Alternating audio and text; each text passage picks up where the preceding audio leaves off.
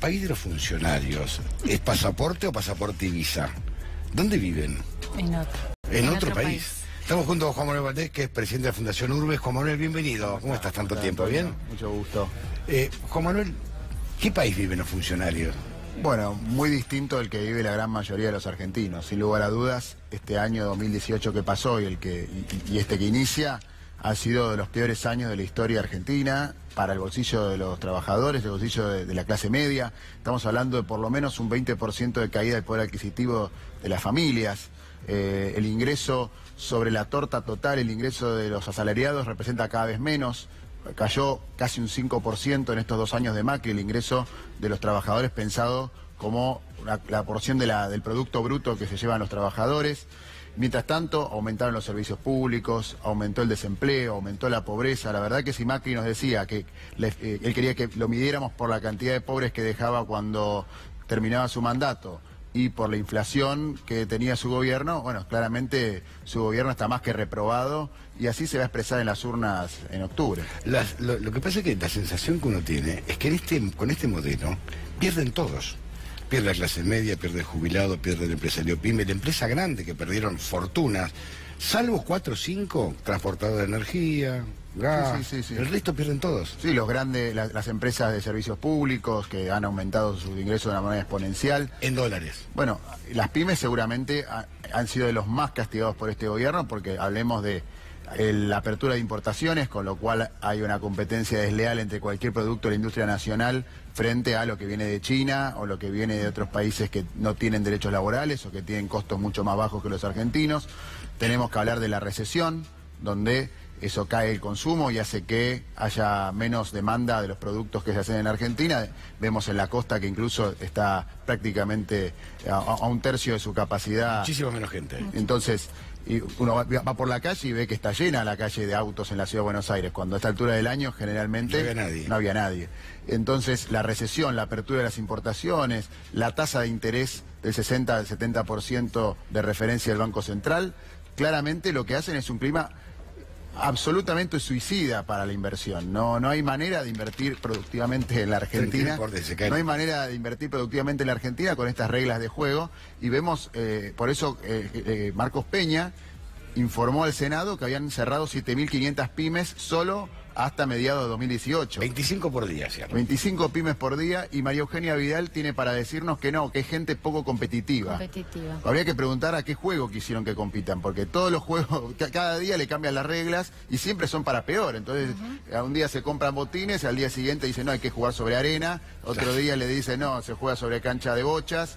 Y la cierre de las pymes, que implica además pérdida de puestos de trabajo que no se vuelven a regenerar. Porque recién veíamos la situación, ¿no? de la gente de Pilkington que decía, no me importa ni siquiera cobrar la indemnización, yo quiero trabajar. 100.000 puestos de trabajo que ha perdido la industria en lo que va de la gestión Cambiemos. Sin lugar a dudas, el industricidio más grande que tengamos memoria en el corto tiempo, porque en la década del 90 o la dictadura eran ciclos más largos. En este caso, en 3 años han destruido el tejido industrial de la Argentina. Es que esta es la réplica de la política económica de Martínez de Oz. Solo falta el ejemplo de la silla rota. Sí. Y es la política económica. La tablita está, así que falta la silla rota. Vos fijate que miden el déficit fiscal de una manera mentirosa, porque miden teóricamente cuánto es el déficit en pesos, cuánto es el déficit de ingresos y gastos en la Argentina, pero no cuentan la deuda externa, que creció más de 200.000 millones de dólares desde que ellos son gobierno, y que los vencimientos han aumentado en un 90%, los pagos de este año ya son un 90% más que el presupuesto del año pasado. Entonces, realmente no hay déficit cero en Argentina, hay un déficit cada vez mayor que el que encontraron cuando decían que supuestamente el gobierno anterior había dejado un déficit. Bueno, mundial. Fíjate que en la propia conferencia de prensa el ministro se esmera por decir yo no le entiendo nunca al Ducomne. que cumplieron con los requisitos del Fondo Monetario Internacional. Es que no gobiernan eso, es que gobierna el Fondo Monetario Internacional. Es que a mí Ducomne no me habla porque no entiendo mucho de economía, y no me habla a mí, le habla a los mercados financieros, no a mí.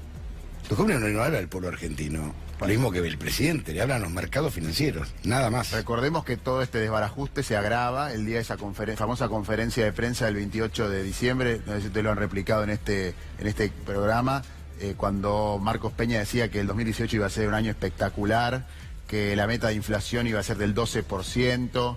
Bueno, con ese ahora dicen Macri dijo el otro día, no damos más pronósticos. Bueno, un gobierno que no tiene pronósticos es un gobierno que no gobierna. Que no ha cumplido el presupuesto siquiera. No cumplió el presupuesto, subejecutan todas las partidas, sobre todo las partidas, y esto es importante que la gente las más lo sensibles, conozca. salud. Subejecutar, ¿qué quiere decir? Que cumplen, que gastan mucho menos de lo que el presupuesto les indica, y no en funciones que son poco importantes, sino en salud, en seguridad. Sí. En seguridad han reducido el presupuesto de tecnología y el presupuesto de capacitación de la fuerza un 70%. Es que en realidad habría que corregir, no son pronósticos, son promesas, porque no las pueden cumplir en realidad. Porque cuando hablaban de, como decíamos antes, de bajar la inflación, que iba a ser una de las cosas más fáciles, más fácil. Que iban a lograr, no lo lograron. Yo me acuerdo, por ejemplo, del segundo semestre, de la lluvia de inversiones. 27. Los últimos, desde la convertibilidad... Desde 1991. Desde 1991 no tenemos una inflación tan alta como con este Y nos gobierno. hemos olvidado de la lluvia de inversiones que nunca cayó. Digo, pero a ver, ¿qué inversión va a venir si o del famoso segundo semestre que nunca llegó, ¿no? Porque también... esos podrían ser pronósticos. Es un capitalismo del pillaje, es un capitalismo de la renta rápida y salida de los capitales afuera.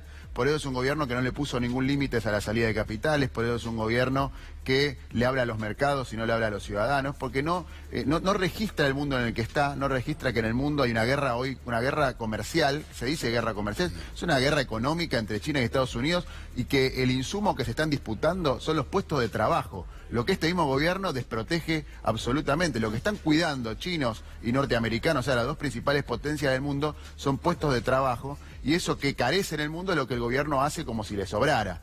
Y realmente eso, bueno, causa caída en el poder adquisitivo, causa desempleo, causa recesión, y es todo el tiempo sobre llovido mojado, porque además la devaluación implicó que todos los productos de afuera puedan venir sin ningún tipo de problemas. Realmente es catastrófico, y pocas veces se ha visto tamaña desprotección a los salarios y a la calidad de vida de la gente. Yo veía lo que ustedes decían de las inundaciones recientemente. Sí. Macri prometió cuando asumió, ¿se acuerdan que hubo una inundación muy fuerte en Entre Ríos? Sí, sí, me acuerdo. En el 2016.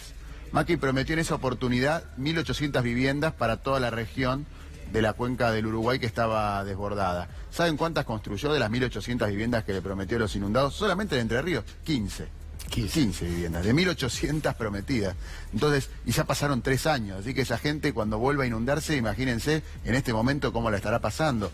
Después, la insensibilidad que tiene para casos como el hantavirus. Realmente es un gobierno que gobierna por eso, para los mercados y de espaldas a las condiciones de vida de la mayoría de los habitantes. Comunidad, muchísimas gracias. Bueno, hablamos, Fer, de Telma Fardín.